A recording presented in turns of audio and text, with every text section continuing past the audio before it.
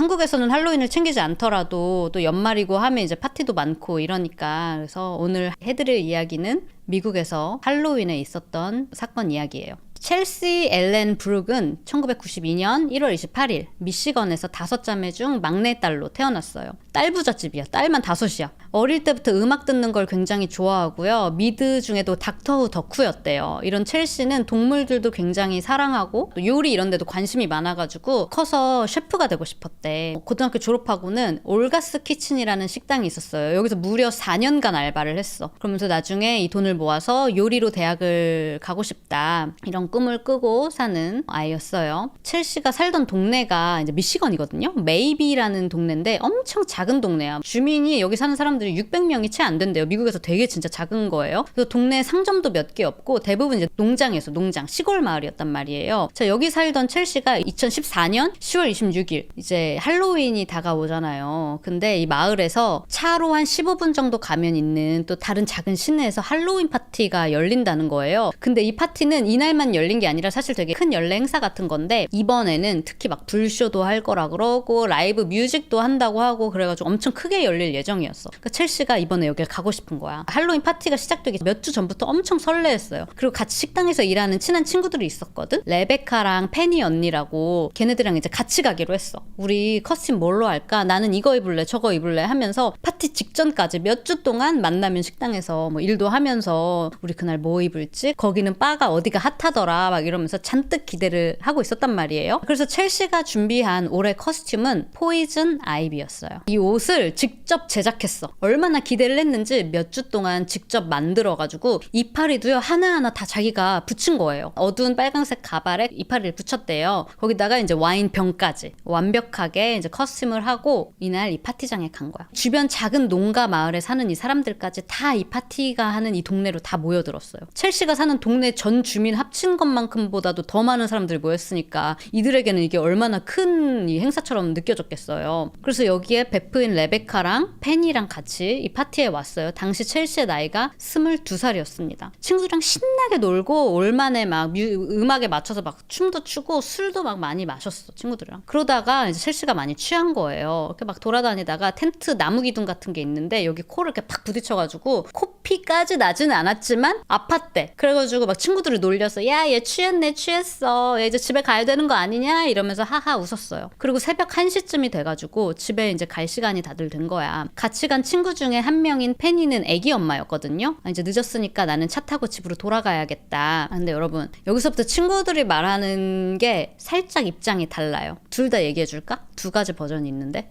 첫 번째 버전은 다 같이 있었대. 다 같이 술을 마시고 있다가 이 페니가 아기가 있으니까 이제 집에 가야겠다. 그랬더니 같이 간 또 다른 친구 베키도 나도 집에 갈래 그랬대. 근데 첼시는 난 좀 더 있고 싶다고 그랬대요. 근데 첼시가 차가 없었어. 베키랑 같이 차 타고 왔단 말이야. 첼시가 핸드폰이 당시 없었어요. 커스튬 의상에 주머니가 없으니까 자기 핸드폰을 베키 차에다 두고 왔단 말이야. 그래서 베키가 그럼 너 일단 그 핸드폰 있어야 되니까 뭐 남의 차를 타고 가더라도 핸드폰 내가 차에서 갖고 와줄게 이러고 핸드폰을 가지고 왔는데 첼시가 사라지고 없었다. 그래서 어떡하지? 핸드폰 줘야 되는데 못 찾겠네. 그래서 그냥 첼시 핸드폰을 가지고 자기 집으로 갔다는 게 버전 1이고, 2번째는 뭐냐면 따로 떨어져서 어떻게 놀다가 보니까 둘 다 이제 집에 가야 되는데 첼시는 어디 있는 거야. 첼시 어딘지 모르겠다. 우리 찾아보자고 첼시를 찾아봤는데 못 찾았대. 근데 페니는 나 빨리 이제 애 때문에 집에 가야 돼. 베키도 나도 지금 이제 피곤해. 나도 가고 싶은데 어떡하지? 얘 핸드폰 내 차 안에 있는데. 그러니까 전화도 안 되는 거야. 핸드폰이 베키 차에 있으니까. 그러니까 이제 얘네들이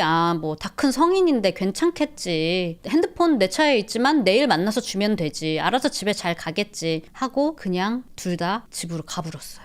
그러니까 첼시는 폰 없이 그냥 혼자 그 동네에 남겨진 거예요. 그럼 첼시는 뭘 하고 있었냐? 그냥 이렇게 놀고 있었어. 놀다가 친구들을 찾으려고 하는데 어느 순간부터 친구를 찾을 수가 없는 거예요. 집에 가고 싶은데 어떻게 집에 가? 차가 없는데. 아까 여기 차로 15분 정도 거리라고 했지만 이렇게 뻥뻥 뚫린 그 미시간 도로에서 15분이라는 얘기지, 걸어서 가려면 거의 2시간이 걸리는 거리래요. 그 새벽 시간에 술 취한 채로, 여러분 여기 무슨 한국 뭐 무슨 동네나 아니면 유럽 같지가 않아요. 뭐 도보로 다닐 수가 없어. 아시죠? 미국 중서부 미시간에서는 그냥 다 뻥 뚫린 도로뿐이야. 어디 사람이 도보로 이동을 할 수가 없어. 차 9시는. 근데 어떻게 집에 걸어갈 수 있겠어요. 그러니까 사람들한테 여기저기 핸드폰 좀 빌려달라고 그랬대. 페니 전화번호를 기억하고 있었나 봐. 난 이것도 대단해. 어떻게 그래서 페니한테 전화를 했대요. 나 좀 데리러 와달라고. 그런데 페니는 이미 집에 도착했고 애들도 있고 이미 술 취해서 다시 차 타고 이렇게 가기가 너무 힘드니까 아 미안한데 못 가겠다고 그랬대. 근데 아무튼 페니가 전화를 받을 때까지 총 6명의 다른 사람에게 핸드폰을 빌려가지고 전화를 걸었대요. 근데 그렇게 전화를 돌리는 동안 한 번도 가족들한테 전화를 하진 않았어. 사실 뭐 엄마나 아빠랑 같이 살고 있었거든요. 엄마 아빠한테 도움을 요청할 수도 있었을 텐데 아마도 술을 많이 마셔서 그런 모습을 보이고 싶지 않았던 게 아닐까? 그래서인지 가족들한테는 누구한테도 전화를 하지 않았다고 하더라고요. 자, 이렇게 되니까 누가 데려다 줄 사람이 없는 거야. 그러니까 이제는 사람들한테 핸드폰을 빌려달라고 하고 다니는 게 아니라 혹시 저 좀 집에 태워다 주실 수 있어요? 집 어디 사세요? 저 좀 데려다 주실 수 있어요? 하고 모르는 사람들한테 물어보고 다녔대요. 그랬는데 어떻게 마땅한 사람을 찾을 수가 없었나 봐. 마지막으로 첼시를 본 목격자의 증언에 따르면 그냥 길거리에서 울고 있었대. 자기 집에 갈 수가 없게 됐다고 하면서 그냥 울고 있었다는 게 마지막 첼시의 모습입니다. 친구 베키는 다음날 첼시네 집에 전화를 했어요. 핸드폰 가져다 줘야 되니까. 첼시가 근데 전화를 안 받는 거야. 근데 부모님이랑 같이 사니까 이제 첼시 부모님한테 안녕하세요. 저 첼시 친구 베키인데요. 어제 첼시 잘 들어왔죠? 제가 첼시 핸드폰을 갖고 있는데 언제 가면 괜찮을까요? 이렇게 음성 메시지를 남긴 거야. 전화를 아무도 안 받아서. 근데 그날 또 부모님이 음성 메시지 확인을 안 하셨는지 전화를 하루 종일 그냥 안 받으셨대. 콜백도 없었고. 또 뭐지? 바쁘신가 했는데 그날 밤에 첼시 언니 중에 한 명이 이 베키한테 페북 메시지를 보낸 거야. 너 어제 첼시랑 같이 할로윈 파티 가지 않았어? 첼시 못 봤냐고. 집에 안 들어왔다고. 너네랑 같이 나간 다음에 집으로 안 왔다고. 그렇게 메시지를 보낸 거야. 그러니까 베키가 답장으로 저도 파티에서 헤어져가지고 그 이후로는 못 봤다. 근데 베키는 그렇게 크게 걱정을 안 했어. 성인이고 뭐 조그만 마을에서 무슨 일이 있었겠어? 라는 그런 생각이 들었던 거예요. 그래서 아마 근데 친구네 집 가서 자고 올걸요? 저희 어제 술 진짜 많이 먹었거든요. 지금까지도 그 행오버가 있는 것 같다. 그 숙취가 있어서 연락 못하고 있는 것 같으니까 아마 연락 올 거예요. 라고 베키는 그때까지만 해도 그냥 괜찮겠지라고 생각을 했는데 그 다음 날도 그 이틀 동안 첼시가 들어오질 않은 거예요. 그때부터 가족들이 엄청나게 걱정을 하기 시작했어요. 경찰에 신고했고 경찰도 곧바로 핸드폰도 베키가 갖고 있으니까 베키네 집으로 경찰이 찾아왔어. 그리고 베키는 그제서야 잘못됐을 수도 있겠다라는 걱정이 들기 시작했대요. 이제 뭐 채팅에 또 여러분들 막 친구들 욕을 하는데 그러니까 그 누구도 이런 일이 우리에게 일어날 거라고 보통 생각을 안 하잖아. 그래서 아마 이들도 지금까지도 엄청 죄책감에 시달리면서 살지 않을까 그런 생각이 들어요. 그래서 이제 연말에 또 파티가 많이 있고 하니까 또 같이 나누면 좋은 얘기가 아닌가라고 생각이 들어서 오늘 이 얘기를 하게 됐어. 이 사건에서 다행인 점은 뭐냐면 경찰이 즉시 행동을 했어요. 바로 첼시 행방을 찾기 위해서 경찰이 그날 파티가 있었던 동네에 가가지고 막 여기저기 수색을 합니다. 근데 가니까 이 동네 전체가 다 난장판인 거야. 파티한 지 이틀이나 지났는데도 아직도 막 술병들이 여기저기 널려져 있고 술 취해 있는 사람들 막 길거리에 있고 그리고 워낙 할로윈 특성상 사람들 막 가면도 쓰고 있고 커스튬하고 있고 그랬잖아. 누가 왔다 갔는지 누가 여기 있었는지 신분조차 확인을 할 수가 없는 거야.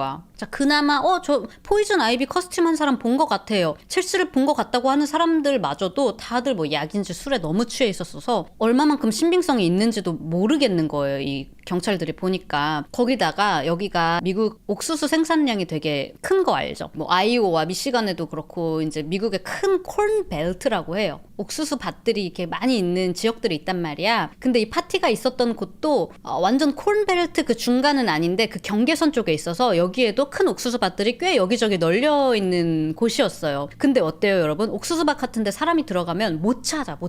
다 키들이 사람보다 더 크니까 한 번 들어가면 길 잃게 되면 거기서 이제 못 나오게 되면 끝장나는 경우도 있고 거기에 누가 뭔가 뭐 유기하거나 이러면 찾기가 너무 어려운 거예요. 그러다 보니까 이 옥수수밭까지 다 수색을 한다고 경찰에 자원봉사 나온 이 동네 사람들 수백 명, 경찰 견, 드론에 헬리콥터까지 다 투입이 됐는데 그럼에도 불구하고 그 어디서도 첼시의 흔적을 찾을 수가 없었어요. 이 동네에서 제일 큰 파티가 있었던 그곳에서 여자가 없어졌대 하니까 엄청 큰 뉴스가 된 거야. 이 동네 사람들 다 알았어. 근데 어떤 이제 신고 전화가 여기 할론이라는 남자가 있는데 이 남자가 술 마시고 하는 말이 그날 할로윈에서 없어진 그 여자 첼시 있지? 마지막으로 같이 있었던 사람이 나인 것 같아.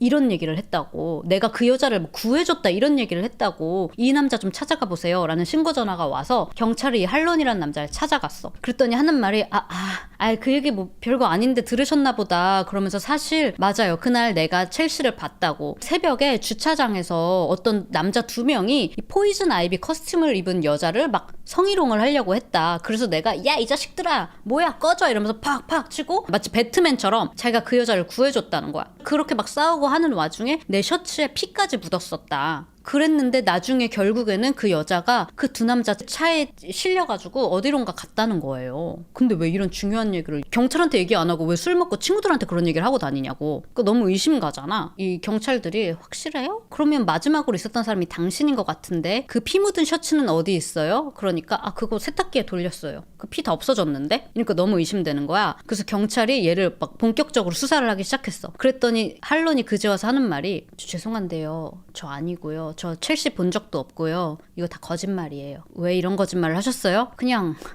멋있어 보이려고요.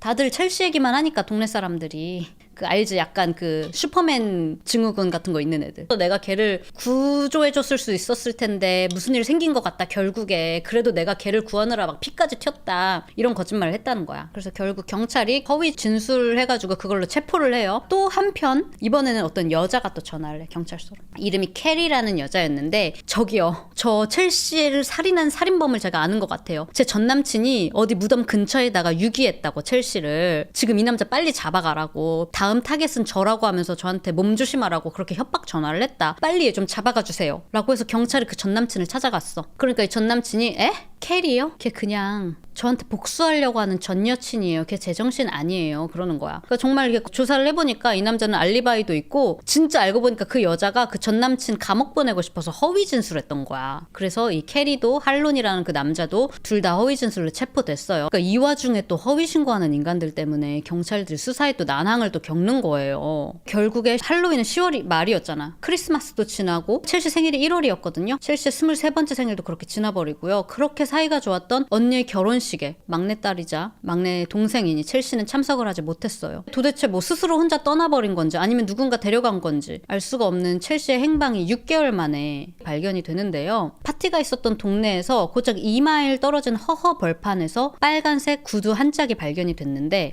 이 구두가 바로 그날 포이즌 아이비 커스튬을 했을 때 입었던 첼시의 구두였어요. 그리고 얼마 지나지 않아서 한 남자가 파티가 있었던 곳에서 한 10마일 정도 떨어진 여기도 완전 그냥 허허 벌판에 있는 버려진 창고였어요. 여기 그냥 들어가서 뭐 있나 하고 이렇게 그냥 어슬렁거리다가 빨강색 가발을 하나 발견해요. 근데 가발에 처음엔 이파리들을 이렇게 쌓여져 있는 건 줄 알았는데 보니까 가발에 이파리가 이렇게 꼬매져 있는 거야. 그래서 처음에는 이거를 보고 뭐야 이게? 누가 가발에다가 이 초록색 이파리를 꼬매놨대? 하고 그냥 별 생각 없었는데 몇 주 있다가 이 첼시의 실종 전단지 있죠. 지나가다가 이거를 우연히 보게 됐네. 오래됐지만 여전히 사람들이 실종 전단지를 돌리고 다녔단 말이에요. 첼시를 찾아달라고. 여기서 이 첼시의 포이즌 커스튬 이파리 이거를 보고 문득 생각이 났어. 저 이파리 그때 가발에 달렸었던 이파리잖아. 하고 곧바로 경찰에 신고를 합니다. 경찰이 이 창고에 가보니까요. 거기에는 이 첼시의 가발만 있었던 게 아니라 그날 첼시가 입고 있었던 포이즌 아이비 커스튬 그 드레스도 발견이 됐어. 그런데 이 옷이 보니까 옷의 사타구니 부분하고 위쪽 상의 어깨끈 부분이 완전 찢겨진 채로 발견이 된 거야. 그리고 이 옷에는 피가 묻어 있었고요. DNA 검사를 해보니까 이 피는 첼시 자신의 피였어요. 그리고 이 사타구니랑 어깨끈에 마치 강제로 찢긴 것처럼 찢겨 있었다고 했잖아. 여기에서 알 수 없는 남자의 DNA도 발견이 됩니다. 근데 여기서 기가 막힌 건 뭐냐면 여기 이 버려진 창고가 발견된 이곳이 미시간 어느 허 벌판에 있는 동네란 말이에요. 근데 경찰이 나와가지고 이런 걸 찾았네 하고 앞에를 딱 봤는데 어머나 길 건너편에 누구네 집인 줄 알아? 처음에 내가 첼시 구해줬어요. 거짓 진술했던 사람 있지. 그 할론이라는 남자 집이 바로 앞집인 거야. 이 허 벌판 중에. 그래서 이 경찰들이 정식적으로 이 할론의 DNA를 채취해 갑니다. 그런데 DNA 검사 결과가 나왔는데 불일치야. 그 할론의 DNA가 아니래. 혹시 몰라서 그 전남친 신고했던 여자 있었잖아. 그 전남친 이름이 에릭이었거든? 에릭의 DNA도 채취해 갔어요. 경찰은 할 수 있는 건 모두 다 해야 되니까. 근데 에릭의 DNA도 아니야. 그나마 얘네 아니야 했던 이 2명이랑도 DNA가 일치하지 않는 거예요. 또다시 미궁에 빠졌어. 그리고 또 몇 주가 지났어요. 이번에는 파티 장소가 있었던 곳에서 7마일 떨어진 되게 오래된 철도 근처에서 한 남자가 자기네 집 지으려고 흙을 옮기는 작업을 하고 있었는데 덤프트럭으로 작업을 하고 있었어요. 그래서 여기서 흙을 옮겨서 여기다가 이제 덤프를 하려고 흙더미 쪽으로 가고 있는데 갑자기 트럭이 덜컹 하고 진흙에 빠져가지고 갑자기 옴짝달싹도 못하게 된 거야. 이 남자가 아씨 뭐야 하고 내려서 바퀴 쪽을 딱 봤는데 어머 이 땅바닥에서 웬 금발 머리카락이 살랑살랑 보이네. 막 무슨 나뭇잎들로 막 어떻게 막 이렇게 가려보려고 이렇게 올려놓은 것 같았는데 자세히 보니까 확실히 사람의 금발 머리카락 같았어요. 그래서 이 남자가 이 나뭇가지를 이렇게 치워보니까 그 안에는 금발의 머리카락이 여전히 달린 사람의 두개골이 발견이 됐습니다. 제가 아까 말했듯이 작은 동네에서 첼시 실종 사건이 엄청 큰 뉴스였고 전 주민들이 다 아는 뉴스였기 때문에 이 남자도 금발 머리카락을 보자마자 아 첼시구나 하고 직감을 했다고 해요. 근데 진짜 이 트럭이 여기 진흙에 빠진 게 대박인 게 이 남자도 하는 말이 만약에 트럭이 갑자기 거기 빠지지 않았더라면 자기 그대로 그냥 후진시켜서 그쪽 첼시 발견된 그쪽에다 흙 다 그냥 덮었을 거라고. 혹은 트럭이 그 위를 지나가면서 이 시신이 완전히 손상이 됐을 수도 있는 거고요. 그렇게 됐다면 어쩌면 이 사건은 아직도 미제일지도 몰라요. 근데 어떻게 정말 너무나 다행히 진흙에 바퀴가 빠져가지고 이 남자가 내려와서 확인을 해보게 된 거죠. 아니었으면 누가 그걸 확인했을까? 발견된 시신은요 나체 상태였고요. 다리가 약간 굽혀진 채로. 그리고 이 시신 위에는 마치 누군가가 고의적으로 올려놓은 듯이 3m 길이의 통나무가 얹혀져 있었는데 그리고 그 주변으로 막 나뭇가지로 막 이렇게 조잡하게 덮어놨대요. 그 통나무에 기대어 있는 것처럼 나체 시신이 발견이 됐어요. 부패도 부패지만 얼굴이 상당히 누군가에 의해서 훼손된 걸로 보여져서 얼굴만 보고는 누군지를 판명을 할 수가 없었어. 과연 이게 첼시가 맞는가 경찰들이 이렇게 주변을 보다가 보니까 다 나뭇가지로 덮여 있었다고 했잖아. 그 중에 하나가 보니까 진짜 나뭇가지가 아니라 그 인공 잎사귀인 거야. 첼시가 커스튬하면서 썼던 이 인공 잎사귀와 동일한 거였어요. 그리고 부검 결과 첼시인 게 밝혀졌는데요. 사인은 머리 부위 둔기로 인한 외상이었어요. 코, 턱, 여기 광대, 눈 주위, 여기 안와 있는 데 있죠. 이런 데 다 부러진 채로 발견이 됐어. 시신까지도 찾았는데도 아무런 DNA 매치되는 사람을 찾을 수가 없었어요. 자, 한편 시신이 이제 발견이 됐기 때문에 첼시의 장례식이 열렸어. 그리고 몇 달 뒤인 9월, 이제는 첼시 사망한 지 거의 이제 1년이 지난 거예요. 그때 그 덤프트럭 몰다가 첼시 시신을 발견했던 남자 있잖아요. 이 남자가 다시 경찰에 신고 전화를 했어. 이번에는 구두를 발견했다고요. 그래서 경찰에 가보니까 구두가 한 짝만 발견됐었거든? 근데 그 다른 한 짝, 그리고 첼시가 그날 입고 있었던 스타킹까지 다 발견이 된 거야. 그 첼시 발견된 곳에서 얼마 멀지 않은 곳에서 또. 자, 그래서 지금까지 첼시도 발견이 됐어요. 가발, 옷, 신발, 뭐 스타킹, 구두 2짝까지 다 찾았는데 정작 첼시를 죽인 범인만 찾지 못하고 있었는데요. 이 모든 걸 찾고 나서 얼마 지나지 않아서 갑자기 데이터베이스에 업데이트가 됐어. DNA 매치가 되는 남성을 찾았습니다 하고요. 바로 그 남자는 27세 남성 다니엘 클레이였어요. 자, 여기 보시면 머그샷 사진을 보면 약간 조금씩 나이가 들어가는 게 보이지 않아요? 다니엘 클레이는 당시에 27살이었는데 심지어 애도 둘 있는 애 아빠였어요. 근데 마치 성장 일기를 경찰서에서 남기듯이 살면서 여러 번 경찰서에 들락날락, 뭐 마약 소지, 절도, 주거침입, 폭행, 공무집행 방해 등등으로 무려 전과 10범. 말 그대로 동네 양아치 건달 놈이었던 거야. 경찰이 얘가 누군지 봤을 때 이미 감옥에 또 있는 상태였어요. 왜냐? 아까 애가 둘이라고 했잖아. 양육비를 또 미지급을 해가지고 그걸로 체포가 돼서 또 감옥에 구금되어 있었던 상태였고 어떻게 근데 갑자기 DNA가 없다가 매치가 됐냐? 이 감옥에 들어오기 직전에 또 길 다니다가 어떤 사람 그 가방 있잖아요. 백팩 훔쳐서 도망가려고 하다가 걸려서 경찰서에 잡혀 들어온 거예요. 근데 또 이거 절도죄에 해당되기 때문에 이게 좀 중범죄거든요. 그래서 그때 경찰이 DNA를 채취를 한 거야. 다행히 그 덕분에 이걸 계기로 얘 DNA가 이 범죄자 기록에 뜨게 되면서 매치가 됐다고 뜨는 거예요. 근데 이것뿐만이 아니라 시신 발견된 때 있잖아요. 그 발견되기 한 달 전에도 또 다른 여성이 얘를 신고를 했대. 나 얘한테 폭행 강간당했다고. 근데도 그때 뭐 처벌 별로 안 받았나 봐요. 그러니까 또 돌아다니다가 백팩 훔쳐가지고 경찰서에 또 들어온 걸 보니까 그냥 살면서 계속 범죄를 저지르고 다니는 놈이었던 거야. 첼시 시신 발견된 지가 이제 1년 3개월이 지난 거예요. 2016년 7월 22일입니다. 다니엘이 여기 와가지고 뻔뻔하게 아니 뭐냐고 자기 여기 왜 부른 거예요? 저 요즘 되게 착하게 살고 있었는데. 그래서 형사가 너 할로윈 날 어디서 뭐 했냐? 그러니까 뭐 그때 거기 파티 갔어요. 그 첼시가 갔던 그 파티 있죠? 저 거기 갔어요. 뭐 이 동네 사람들 다 갔잖아요. 거기서 누구랑 갔냐? 그랬더니 혼자 갔대. 원래 이 친구 저 친구 다 가려고 어쩌고 저쩌고 했는데 걔네들이 갑자기 시간이 안 된다 그래서 혼자 갔다는 거야. 근데 그 파티에 제 전 여친, 참고로 애기 엄마예요. 그러니까 애 둘 있다고 했잖아. 양육비도 안 냈잖아. 그래서 애 엄마이자 전 여친인 제시카도 거기 있었다. 그러니까 형사가 그래요? 그럼 제시카랑 뭐 시간을 보냈어요? 그랬대. 그래서 그럼 우리가 메모를 해두겠다. 그랬더니 하는 말이 제가 제 주변에 여자가 좀 많아가지고 다 메모하기는 조금 힘드실 텐데 이런 식으로 장난을 쳐요 형사한테. 자 형사가 하하 그래요? 그러면서 당신 첼시 아냐고 실종된 여자. 그랬더니 알죠. 뉴스로 얼굴은 봤는데 뭐 직접 본 사이는 아닙니다. 그래서 경찰이 진짜 본 적 없어요? 그날 첼시의 커스텀이 꽤 특이했다고. 그러니까 하는 말이 뭐냐면 저는 진짜 예쁘게 생긴 여자 아니면 제가 잘 기억을 못해요. 제가 할로윈 그날 파티 가서 기억하는 여자는 딱 2명뿐인데 한 명은 제 전 여친인 제시카고요. 또 다른 한 명은 그날 이상한 나라의 앨리스 커스튬을 한 진짜 예쁘게 생긴 여자가 있었거든요. 진짜 아름답고 키 크고 막 몸매 좋고 진짜 예뻤어요. 전 걔만 기억나요. 맞아요. 전 좀 나쁜 놈이에요. 인정해요. 이런 얘기를 하는 거예요. 자, 이걸 보고 심리 분석가는 뭐라고 얘기를 하냐면 일부러 다른 여자들에 대해서 자세하게 얘기하면서 관심을 딴 데로 돌리려고 하는, 그리고 첼시는 내 관심 대상이 아닙니다. 그러니까 나랑은 아무런 접촉도 없었던 거예요 라고 티내려고 하는 거라고 심리 분석가들이 이야기를 하더라고요. 그래서 경찰이 그래요? 한 번도 만난 적이 없다고요? 근데 이상하네. 첼시 커스텀에서 당신 DNA가 발견됐는데요? 그랬더니 그럴 리가 없다는 거야. 에? 제 DNA가요? 왜 그게 거기 가서 묻어있지? 아니 사실 제가 거기서 만난 여자랑 차에서 성관계를 가진 여자가 있긴 있는데 그게 절대 첼시는 아니거든요. 형사님, 저 남자라고요. 제가 잔 여자들은 제가 전부 모조리 다 기억해요. 근데 첼시랑은 성관계는커녕 우리 그날 뭐 플러팅조차 한 적이 없고 만난 적도 없다고 계속 잡았대는 거야. 그래서 자기가 그날 술이랑 마약을 좀 많이 하기는 했는데 그게 절대 첼시는 아니었다 하더니 형사들이 계속 집요하게 아니요? 당신 DNA가 나왔다니까요? 이거 보세요. 매치 결과가 무조건 당신이라니까요? 그러니까 말을 바꿔서 그럼 나랑 잤던 여자가 첼시였나? 지금 생각해보니까 그럴 수도 있겠네요. 근데 저랑은 상관없어요. 저희는 차에서 잘하고 잘 살아서 그렇게 헤어졌다고 말을 또 한 번에 또 이렇게 바꾸는 거예요. 몇 시간 동안에 이제 인터뷰를 간략하게 하이라이트만 얘기를 해드리자면 이 경찰이 계속 아니라고 잡아떼니까 이렇게 이야기를 해.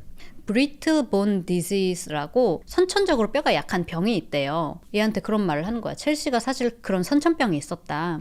그랬더니 다니엘이 제 뼈도 좀 그런데 그래서 저도 손가락이 종종 잘 부러지곤 한다 이렇게 얘기를 하더래. 뭘 지가 그런 병이 있어. 그냥 남 어디 가게에서 절도하고 폭행하고 그러면서 손가락이 부러졌겠지. 아무튼 그러니까 형사가 바로 그러셨구나. 그럼 사고였네. 기억나세요? 얼굴뼈가 다 부러진 채로 발견됐다고 했잖아. 첼시는 조금만 어디 부딪혀도 얼굴뼈가 쉽게 부러지는 그런 선천병이 있었으니까 당신이 일부러 그런 게 아니잖아요. 그쵸? 다니엘 씨 잘 들어요. 이제 앞으로 당신 이름이 세상에 알려질 텐데 사람들이 당신을 살인자라고 부를 거다. 근데 전 당신이 살인자가 아닌 걸 믿어요. 실수였잖아요. 그쵸? 고의가 아니었잖아요. 이러면서 이게 되게 이제 형사들이 쓰는 기법인데 나는 너를 믿는다. 너 그런 나쁜 사람 아니잖아. 맞지? 하면서 약간 위로를 해주는 거야. 아마 성관계를 하다가 당신이 실수로 첼시의 얼굴을 부러뜨렸거나 아니면 그런 관계를 하던 와중에 어떤 사고가 있었던 거잖아요. 그렇게 얘기를 하니까 다니엘이 아니에요. 전 정말 아니에요. 그러다가 갑자기 담배 하나 달래. 담배를 피면서 그래요. 맞아요. 우리 좀 같이 놀았어요. 그날. 그러는 거야. 기억나세요? 얘가 언급했던 여자 중에 그 이상한 나라 앨리스 되게 예쁜 여자가 있었다고. 그 앨리스 커스튬을 한 여자가 너무 예뻐서 바에서 자기가 말을 걸었는데 이 여자도 자기한테 업히기도 하고 치얼스도 그날 몇 번을 했다. 플러팅을 하면서 얘랑 잘 되나 싶었는데 자기 남자친구 있다고. 남자친구도 저기 어디 있다고 하더라. 그래서 자기가 그때 너무 짜증났었대. 근데 그러다가 그 여자랑 헤어지고 좀 있다가 첼시가 먼저 자기한테 다가와서 얘 말이에요. 얘 주장. 여기 채팅에 화풀이를 첼시한테 한 건가? 라고 하시는데 그렇게 경찰들이 보기도 하더라고요. 아마 그게 만약에 사실이라면 그 앨리스 그 여성이랑 어떻게 잘 안 돼서 그 화풀이를 첼시한테 한 게 아닌가 하고 의심을 하기도 했어요. 맞아요. 근데 얘 말로는 열받아 있었는데 첼시가 자기한테 먼저 다가왔대. 와서 You're cute. 너 귀엽다. 라고 먼저 플러팅을 했대. 그래서 다니엘이 자기도 첼시한테 너도 귀엽네. You're cute too. 이랬대. 그러니까 첼시가 지 차로 따라왔대. 진짜 완전 거짓말쟁이 새끼인 게 처음에는 절대 만난 적도 없다며. 성관계는커녕 뭐 만난 건커녕 플러팅한 적도 없고 본 적도 없다면서 말이 자꾸 휙휙 바뀌죠. 이번에는 첼시가 자기 차에 지 발로 따라왔대. 자기 발로 따라와서 그 안에서 합의하에 우리는 성관계를 갖기로 했다. 그래서 성관계를 가졌다. 그런데 첼시가 이렇게 막 분위기가 올라오니까 되게 과감해졌는지 자기한테 목을 조여달라고 하더라. 형사님, 제가 몇 년 전에도 그런 여자 만난 적이 있었는데 그래서 얘도 이런 걸 좋아하나 보다. 그래서 장난처럼 한 몇 초 목을 눌렀는데 힘이 갑자기 푹 빠지더니 그냥 축 늘어져서 확인해보니까 죽어 있었다는 거야. 그래서 제가 너무 놀래가지고 살려보려고 막 CPR을 했는데도 반응이 없었다. 그렇게 죽어버렸다고. 사고였다는 거예요. 근데 여러분 기억나세요? 처음에 그 커스튬이 어떻게 발견됐는지? 합의하에 이뤄진 성관계면 왜 하필 어깨하고 사타구니가 다 찢어져 있었냐고. 그리고 이 어깨끈 부분은 뭐 일반적인 이런 면 이런 게 아니라 진짜 엄청난 힘을 줘서 찢지 않는 이상 그냥 이렇게 톡 하면 찢어지는 그런 재질이 절대 아니었다고요. 그럼 누군가 엄청난 힘을 가해서 그걸 강제로 옷을 찢었다는 건데 이게 합의하에 된 관계가 맞냐고. 어떻게 그럼 찢어진 채로 어떻게 집에 가는데 말이 안 되잖아요. 그리고 부검 결과도 기억나세요? 네, 맞아요. 커스튬에 피도 묻어 있었죠. 그리고 부검 결과도 둔기로 인한 외상이라고 했어요. 그게 어느 정도 과격한 힘이었냐면 거의 자동차 사고만큼의 힘이 가해진 거라고 했어. 치명적 교살 흔적은 발견이 되지도 않았습니다. 목 부분은 그냥 멀쩡했어요. 그러니까 형사가 다니엘한테 이렇게 말해. 야, 다니엘아, 첼시 얼굴뼈랑 턱까지 다 골절이 됐다. 그렇게 발견이 됐는데 그거는 어떻게 설명할래? 그러니까 선천적인 걔가 그 뼈 병이 있다면서요. 뭐 그런 거 아니에요? 전 얼굴을 건드린 적도 없는데. 저 필름이 끊겨서 잘 기억이 갑자기 이제 잘 기억 안 난다 시전을 하면서. 그래서 형사가 그럼 지금까지 말한 건 뭐냐 기억 안 나면 그랬더니 그게 아니고 부분 기억이 나기는 하는데 제가 얘가 의식을 잃어서 살려보려고 CPR 하면서 얘가 머리가 뒤에 이렇게 좀 치였던 것 같기도 해요. 인공호흡도 해보려고 했는데 그 와중에 제 턱도 얘 머리에 막 닿았고요. 아니다. 지금 생각해보니까 얘가 제 차에 탈 때 막 취해가지고 지 혼자 막 차에 머리를 부딪히고 그랬어요. 참고로 첼시 얼굴 부러진 부분 중에 이 턱 하악 쪽에도 상당한 손상이 있었는데요. 저도 이거 몰랐는데 턱뼈가 몸 조직에서 제일 튼튼한 뼈 중에 하나래요. 팔이랑 갈비뼈보다도 강한 게 턱뼈라고 합니다. 이 뼈 조직이 다른 데랑 다르게 이게 섬유처럼 되게 촘촘하게 얽혀 있어가지고 그냥 뭐 CPR 하면서 심폐소생술 하면서 그냥 뚝 하면 부러지는 그런 정도가 아니라고. 그러니까 형사가 다니엘 씨, 이 정도면 엄청난 충격이 가해져서 얼굴이 다 부러진 거다. 주먹으로 쳐도 이렇게 되지를 않고 아마 당신이 뭔가 단단한 물체, 망치, 뭐 타이어 렌치 뭐 이런 걸로 여러 번 가격해야지 이 정도로 손상이 가는 거다 라고 하는데 다니엘은 끝까지 자기는 첼시에게 아무런 폭행도 저지르지 않았다. 그저 합의된 관계였고 사고였다. 하지만 결국에 자기가 숨진 첼시를 데리고 철로 근처 숲속으로 데려가서 유기한 건 맞다고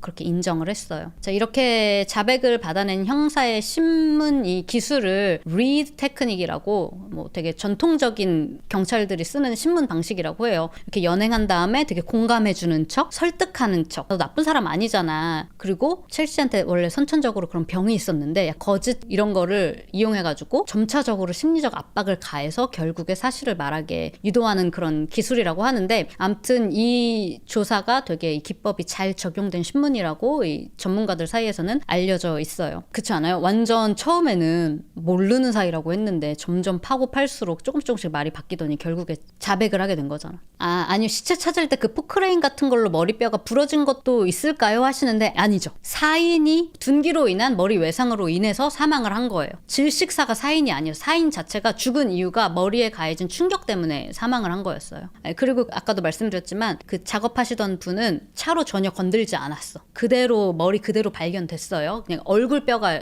손상이 많이 가 있었던 거지. 묻혀 있었잖아요. 처음에 발견됐을 때는. 근데 나중에 경찰들이 소셜미디어를 확인해 보니까 더 소름인 게 뭐냐면요. 각종 소셜미디어에 첼시를 찾아주세요 캠페인에 가입을 했고요. 그 다음에 그 퍼가요 있죠. 퍼가요 해가지고 우리 다 같이 우리 이웃 동네 사는 첼시 여자의 죽음 어떻게 사망하게 된 건지 어디로 갔는지 우리 찾는데 우리 이웃들이 다들 힘을 합해야 된다. 첼시 찾는데 우리 다 같이 노력합시다. 이런 글도 올렸다고.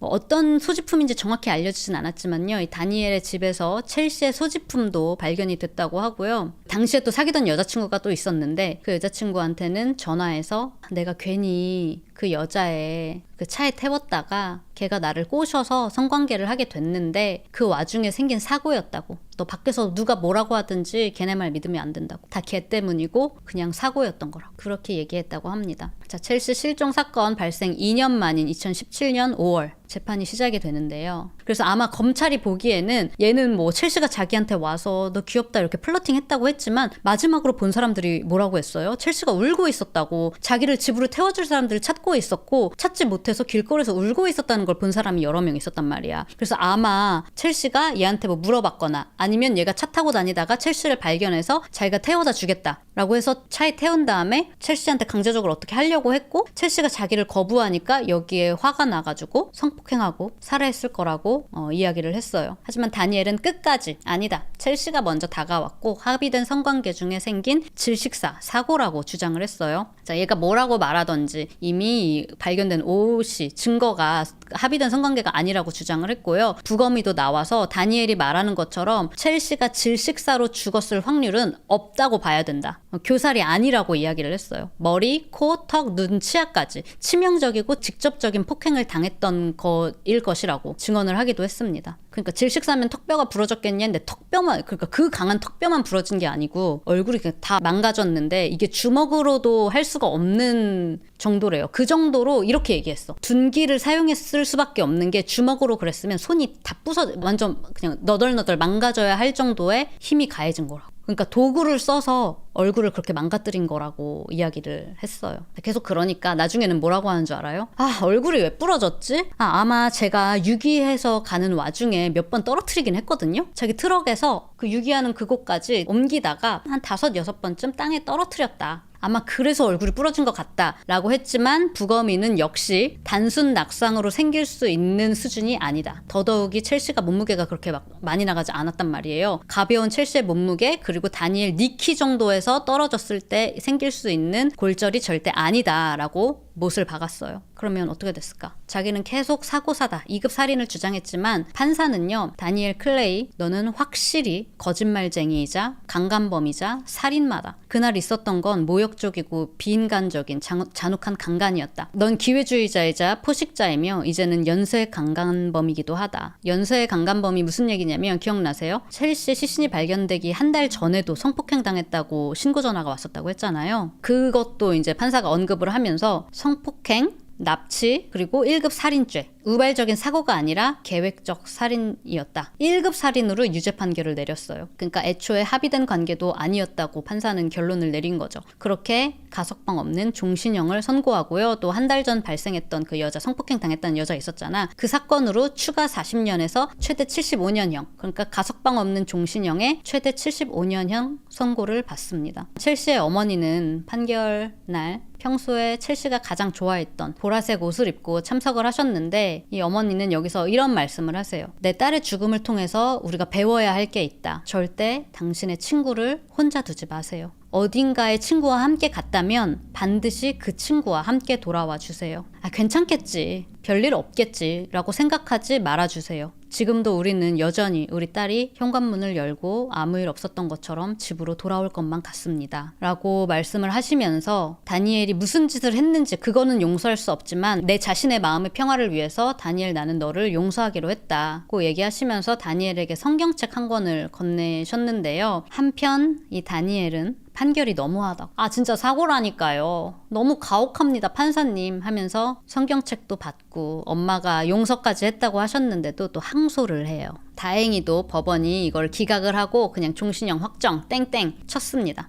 자, 이렇게 2014년 할로윈 토요일 밤 첼시는 그날 22살이었다고 그냥 친구들이랑 동네에서 열리는 가장 큰 파티에 가서 즐거운 시간 보내다가 재밌는 시간 보내고 그저 집으로 다시 돌아오고 싶었던 첼시는 그렇게 세상을 떠나게 됐지만요. 기억나세요? 그 첼시가 셰프가 되고 싶다고 했었잖아요. 그래서 돈 모아서 파트타임 하면서 학비 모아서 요리 학교에도 가려고 했었거든요. 첼시가 가고 싶었던 학교가 이 몬로 카운티 커뮤니티 컬리지였어요. 이 요리 학과에서는 첼시의 이름을 따 따서 첼시 부룩 장학금을 설립을 해가지고 지금까지도 운영을 하고 있다고 해요. 비록 첼시는 세상을 떠났지만 이렇게 세상에 그녀의 이름이 기억되면서 또 첼시가 요리사가 되고 싶었던 꿈이 다른 친구들을 위한 장학금으로 이렇게 이어져 가고 있는 것 같은데요.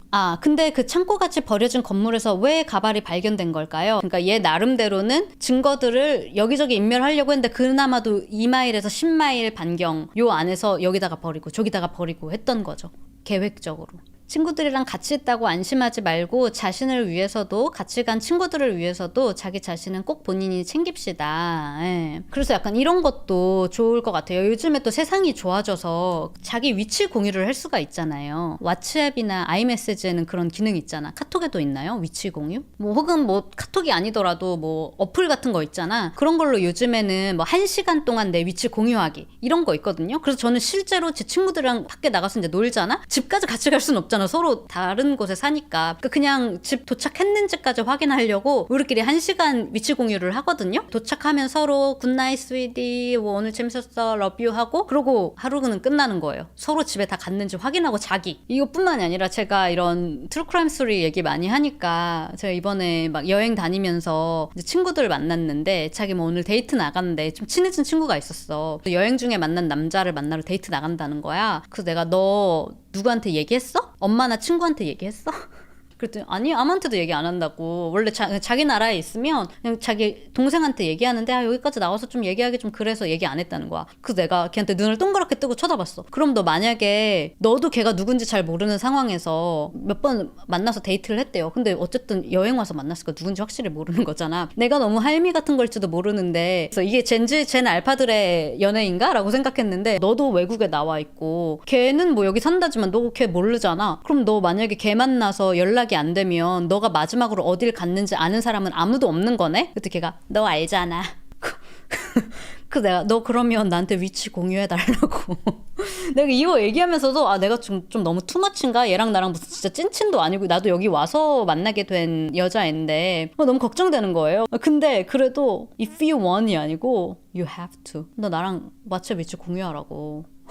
1시간도 안 돼. 반나절. 거기 도착했는지 집에 다시 갔는지 내가 그것만 확인할게. 그리고 12시 전에 나한테 문자해. 너 괜찮다고. 아니면 나 경찰에 신고할 거라고. 왜냐면 위치는 걔네 집에 있다고 해도 그 남자애네 집에 있건지 아니면 뭐 만난 그 장소에 있던지 뭐 그런다고 해도 얘한테 무슨 일이 일어났는지 나는 모르는 거잖아. 그러니까 너 가서 3시간 있다가 나한테 연락해라. 괜찮은지 그 남자애가 젠틀맨인지 아닌지. 연락 안 오면 나 너한테 전화 한번 하고 안 받으면 나 무조건 여기 경찰에 신고하겠다. 그랬더니 알겠어. I didn't think about it. 나 이런 생각 안 해봤는데. 맞다. 네 말이 맞다. 그래, 나 여기서 사라지면 아무도 모르는 거네. 이러는 거야. 그래서 내가 진짜로 내가 그러고 나서 내 여기 미국 친구한테 내가 너무 투머치인가? 요즘 애들이 이렇게 내가 트루크라임 스토리를 너무 많이 봤나? 그리고 나서 이제 결국에 집까지 잘 왔어요. 그날 데이트 잘했대. 귀엽게. 너무 괜찮았대. 그 집에 왔다고. 그래서 고맙다고. 나를 지켜줘서 고마워. 그래서 내가 이렇게 말했어. Of course, girls should look out for each other. 여자들은 우리 스스로 서로 이렇게 안전을 지켜줘야 된다. 그 말을 했는데 진짜 그런 것 같습니다. 우리끼리 서로 이렇게 지켜주고 모니터링 해야 된다고. 알겠죠? 그래서 여러분들 어디 뭐 클럽을 가든지 친구랑 같이 갔으면 집에도 같이 가는 거다. 알겠죠? 집에 잘 도착했는지도 확인해주고. 요즘에 무섭다고. 직업병이라고. 그니까 나는 깜짝 놀랐잖아. 얘가 그렇게 대책 없이 간다길래. 여러분 근데 뭐 누구 이성을 만나러 가는 것 뿐만이 아닌 거 알죠? 어디 여행을 가도 얘기를 해야 되고 여행에서 뭐 어디 산악지대 이런 데를 가도 항상 주변에 알려야 돼. 내가 예전에 이 사건 얘기했는지 안 했는지 모르겠는데 그 실종된 남자가 있어. 근데 맨날 그렇게 아웃도어 하이킹을 많이 하니까 어디 갔는지 얘기를 안 한 거야. 그 누구에게도. 근데 결국에 그 산악지대에서 실종이 돼서 며칠 동안 뭐 밥도 못 먹고 구조가 안 돼서 사망을 했는데 아무도 몰랐던 거야. 사망하고 나서도 계속 몰랐어. 사람들이 얘 어디가 있는지. 맨날 하이킹 다니니까. 저희 업스테이트 뉴욕에 그 산 갈 때도 같이 갔지만 그래도 서로 주변 지인들한테 얘기했어요. 우리 오늘 업스테이트 뉴욕에 뿅뿅산 갈 건데 위쪽에 있는 주에 산들이 좀 있거든요. 근데 거기 이제 블랙베어들이 많이 나온대. 곰들이 종종 나온대. 근데 그거 좀 걱정돼. 실종되는 거야. 그리고 우리가 막 산을 자주 타는 사람들도 아니고 우리도 실종되거나 이럴 수 있잖아. 그랬을 때 아무한테도 말 안 하면 아무리 둘이 있고 셋이 있던지 다섯이 있던지 우리가 아무한테도 얘기 안 하면 우리가 어디 갔는지 어떻게 알아? 누가 알아? 그래서 우리 얘기했거든. 서로 지인들한테, 가족들한테 우리 뭐 오늘 여기 가는데 10시까지 연락 안 되면 우리 실종 신고 좀 해줘 이러면서 그랬는데 여러분들도 꼭 그러세요. 별일 있겠어? 맨날 타는 산인데 맨날 가는 바다인데 뭐 서핑 나 맨날 하는데 그냥 그렇게 하지 마시고 혹시 모르니까 better safe than sorry라는 말을 하잖아요. 이제 한국도 할로윈도 다가오고 뭐 연말도 다가오면서 막 어디 가든 막 축제 분위기로 되게 좀 어수선해지잖아요. 어떻게 잘 지내면 즐거운 밤이 될 수도 있지만 또 우리가 방심하면 또 그게 어떤 위험한 내가 피해자가 될 거라고 누가 상상이나 했겠냐고. 그래서 아까 첼시 어머니가 말씀하신 것처럼 첼시를 기억해달라. 그리고 그 일환으로서 어딘가에 친구랑 함께 간다면 꼭 같이 간 친구랑 같이 돌아와 달라라고 말씀하셨잖아요. 되게 중요한 얘기인 것 같아요. 여러분들 친구들이랑 같이 다닌다면 특히 밤늦게 같이 다녔다면 같이 간 친구들이 다 같이 돌아가고 또 집으로 잘 도착했는지 우리 또 서로 확인하는 게 좋지 않을까. 서로 그렇게 도와주고 기다려주고 또 같이 함께 해주는 게 우리 스스로를 혹시 모를 상황에서 지킬 수 있는 최선의 방법이 아닐까라는 생각이 들어서 또 지금 이제 연말이 다가오니까 여러분들이랑 같이 얘기하면 좋은 것 같은 이야기라서 오늘 이렇게 준비를 해봤습니다. 제가 준비한 사건 사고 이야기는 여기까지고요. 저는 다음번에 또 다른 미국 사건 이야기로 돌아오도록 하겠습니다.